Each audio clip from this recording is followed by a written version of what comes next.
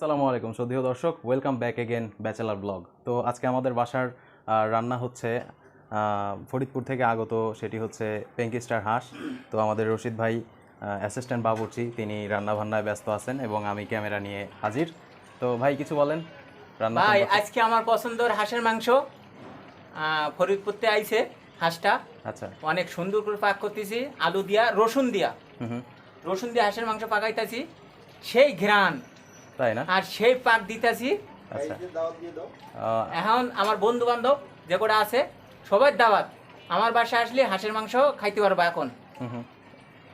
তো আপনারা বিশ্বাস সেই করতে পাক পারবেন না, দেখেন, পাকটা। অসম্ভব সুন্দর ঘ্রাণ ছাড়ছে, কারণ হাঁসটা ছিল অত্যন্ত প্রাপ্তবয়স্ক। তো আপনারা একটু ক্লোজলি দেখেন। দেখেন হাঁসটা সেই পাক হচ্ছে রসুন দিয়া, বড় বড় রসুন, বড় বড় রসুন দিয়ে। হ্যাঁ রসুন দিয়ে পাক দিতেছি ভাই, সেই ঘ্রাণ ভাই, সেই পছন্দের হাঁস, সেই ঘ্রাণ।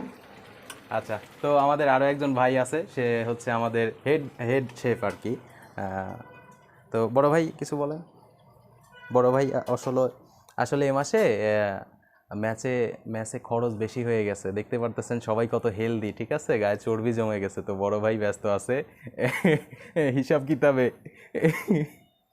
ইনশাল্লাহ সবাই ধন্যবাদ।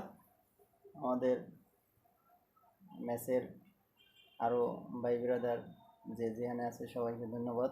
গাইস সবাই দাওয়াত রইলো আমাদের বাসায় হাঁসের মাংস আর হলো কি ডাউল ভুনা, সবার জন্য দাওয়াত রইলো। ইনশাল্লাহ সবাই চলে আসবেন। তবে যাই হোক শ্রদ্ধেয় দর্শক, আমি অত উদার প্রকৃতির মানুষ না, আমি দাওয়াত দিলে আমার ভাগে কম পড়ে যাবে। যারা দাওয়াত দিচ্ছে হ্যাগো ভাগেরটা দিব, আমি আমার ভাগেরটা দিব না। তো যাই হোক, আসসালামু আলাইকুম, সবাই পাশে থাকবেন। আরে পেট খাইয়া খেয়ে তো বুট